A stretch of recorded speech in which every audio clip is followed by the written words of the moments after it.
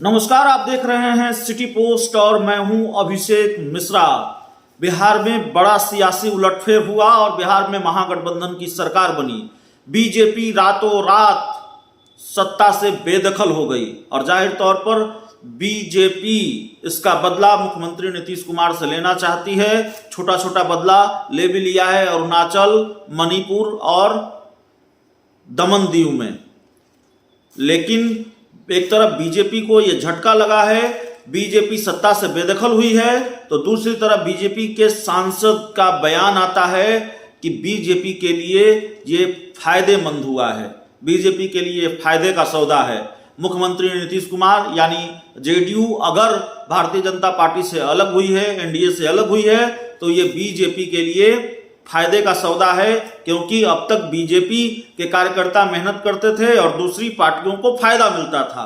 अब बीजेपी के कार्यकर्ता अगर मेहनत करेंगे तो फायदा बीजेपी को ही मिलेगा।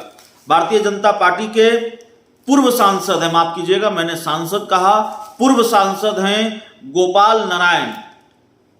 बीजेपी के पूर्व सांसद गोपाल नारायण सिंह ने कहा है कि जेडीयू से अलगाव भारतीय जनता पार्टी के लिए फायदेमंद है। जेडीयू अलग अगर हुई है भारतीय जनता पार्टी से तो ये बीजेपी को फायदा पहुंचाएगा आने वाले चुनाव में। उन्होंने कहा है कि नीतीश कुमार द्वारा समर्थन वापसी बीजेपी के लिए फायदेमंद है।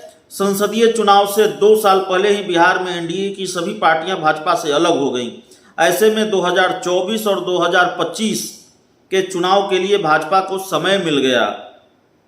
भाजपा बिहार में अकेले सरकार बनाएगी और इससे पहले कार्यकर्ता क्षेत्र में मेहनत करते थे और उसका फायदा दूसरी पार्टियों को मिलता था। 2024 और 2025 में भाजपा के कार्यकर्ताओं की मेहनत से उन्हीं को फायदा मिलेगा और बिहार में पुल, सड़क, स्वास्थ्य सुरक्षा सहित अन्य क्षेत्रों में होने वाला विकास केंद्र के पैसे से हो रहा है। बिहार सरकार ने पिछले कई वर्षों से विकास के लिए कोई कार्य नहीं किया है। अपराध में लगातार बढ़ोतरी हो रही है और शिक्षा के क्षेत्र में गिरावट आ रही है।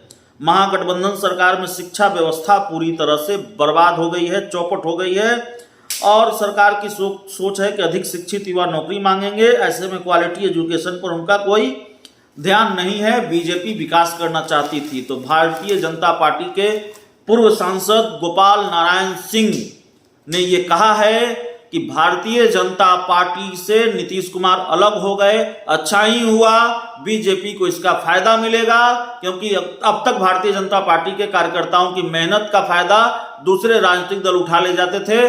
अब बीजेपी को समय मिल गया है 2025 और 24 के चुनाव के लिए और भारतीय जनता पार्टी के कार्यकर्ताओं की मेहनत का फल अब बीजेपी को ही मिलेगा। इस पूरी रिपोर्ट में, इस पूरी खबर में इतना ही। बहुत बहुत धन्यवाद।